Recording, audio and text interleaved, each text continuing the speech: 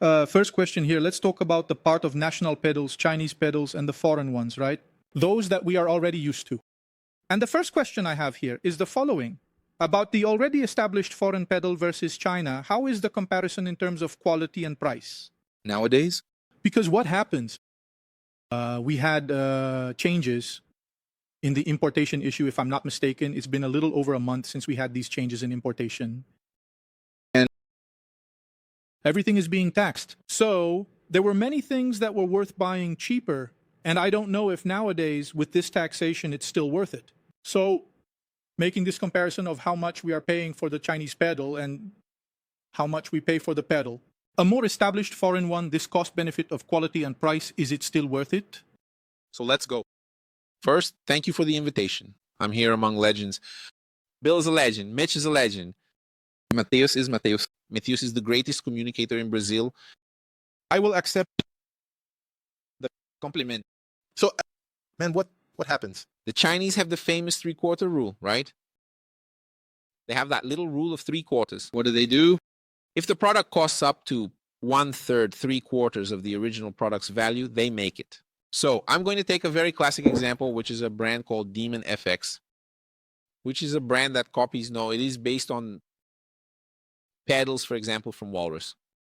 And today, with the taxes, there really was this tax issue, but a pedal with tax is coming out to 600 reais from Demon FX. And the original pedal in Brazil costs more than 2,500 G, 2,000, 2,500 if you buy used.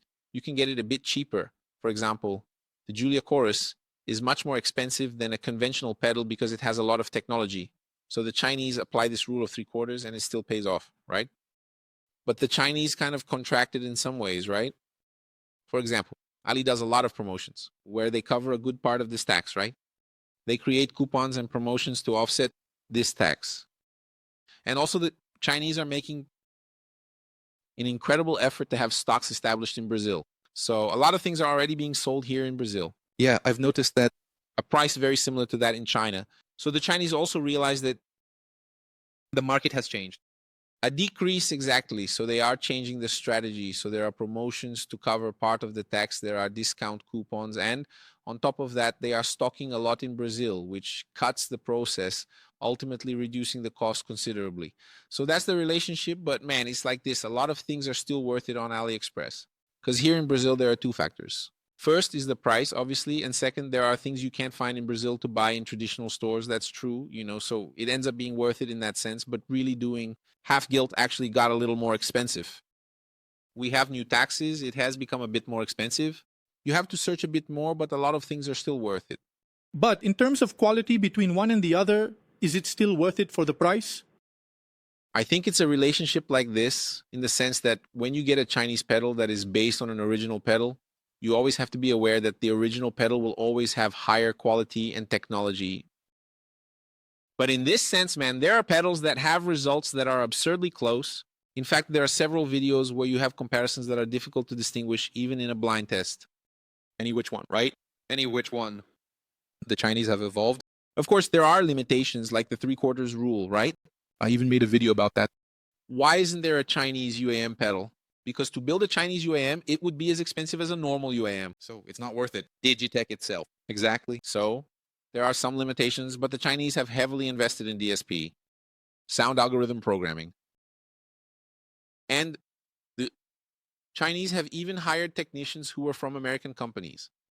Cool. And Now there's one. There are like Shanghai News. There are many young people who left China, study in other countries, and return to China with sound engineering with approaches from other countries. So China tends to grow even more. So that's the relationship. However, we always say it's honest, right? A Walrus pedal will always be a Walrus pedal. A Strymon pedal will always be a Strymon pedal. It's a different relationship, right? And the Chinese also have some built-in problems because they make it to be cheaper. So they cut costs. Where do they cut costs? Support, component quality, right? We have problems, for example, problems with jacks, problems with chipsets, potentiometers. It's not common. It's not like, oh, there's a problem all the time. No, but when it happens, there's no support. And that's a cost cut. I understand it's different when you buy. There are already cases of people who have top equipment. It broke. People send an email, and the company sometimes sends the part. It's a different relationship, I understand, but the relationship is basically balanced. That's basically it. And you, Bill, you who are our handmade name. So, man, it's like this. There's a handmade side, but there's also a guitarist side. Yes. Of course, I was talking off the record about our history. I've known Daniel for many years, more than 20 years. We were neighbors and all. Before this world of YouTube, the internet, I know what it is today. We already had a relationship and all. So, like, I always try to balance perceptions, right? I can't. Think only as a handmade, since I'm also, in fact, a guitarist.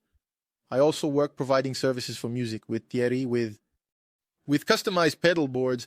I end up having to give opinions because people ask me, and it's natural, right? You have more experience. I can't look. Only from one perspective, right? I think it makes perfect sense. Honest, but also smart. Learn to deal with the reality of the market and Chinese products. Yes. They are more than a reality, right? They are here, and that's not going to change. In reality, what we are seeing is a process where the biggest brands in the segments, in all electronic segments, have migrated or are migrating to manufacture in China. Directly there, right? And What does that mean? If the biggest brands are doing it there, it's because they are capable of producing high-level things. yes, I agree. Now, of course, it's not the example that Daniel mentioned, it's not this material. However, it's a very honest material that fulfills its role within the niche it aims for. It's unbeatable, man. There's no way, right? It's Trying to compete on price with China is impossible, right, man? You see it with electric cars, right? If you look at the issue of Tesla with BYD, you'll notice. And the issue of embedded technology now, specifically talking about pedals, what happens today. we have the Brazilian market. You're talking about the import issue, looking at it from China's perspective. But if you buy something from any other place in the world, you'll be taxed in the same way. If you being taxed on a pedal, I don't know. How much does a pedal cost? $30, I don't know, around that. From $30 to $50. $30 to $50 if you're lucky. In the same proportion, right? If you buy a pedal from, which I think will be quite difficult for you to find, a custom pedal, anyway, American, it will be quite difficult, but you might find it. When you go beyond a certain value, well, an American boutique pedal is $150 and up. Then you already enter that other taxation, which is higher, right? Yes, above $60, above $50. It's a 92% tax. You see that the tax is much higher. So what will happen? The truth is that this type of product in the domestic market, its trend is that it kind of becomes scarce. And an example of this, if you go on used sales platforms, I won't name names here, but you know, Desapega, that other one with the little yellow symbol and such, the groups on Facebook itself, anyway, and so on. I'm saying this because I do this exercise, right? For us who like equipment, it's something like every day you have to go there to check things out. To take a look. To take a look, you get caught up in that stuff.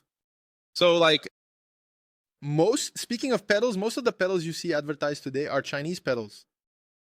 from people selling? You will find a pedal from brands, from the big boutique brands. Why? Because they are becoming increasingly scarce. What does this also show? That, of course.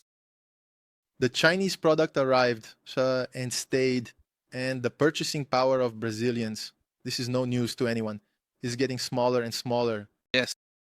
Because when the dollar, right, I'll just use the dollar relationship, okay? I won't even get into other details.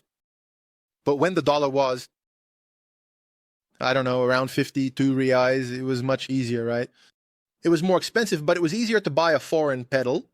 There weren't these taxes and such yet. Now, what happens with the dollar hitting 6 reais, my friend? It becomes very difficult, right? Everything ends up being expensive. And I am a user of. There are numerous Chinese pedals. There's all this issue that Daniel mentioned, and it's true. Within the niche, the cost benefit is absurd, man.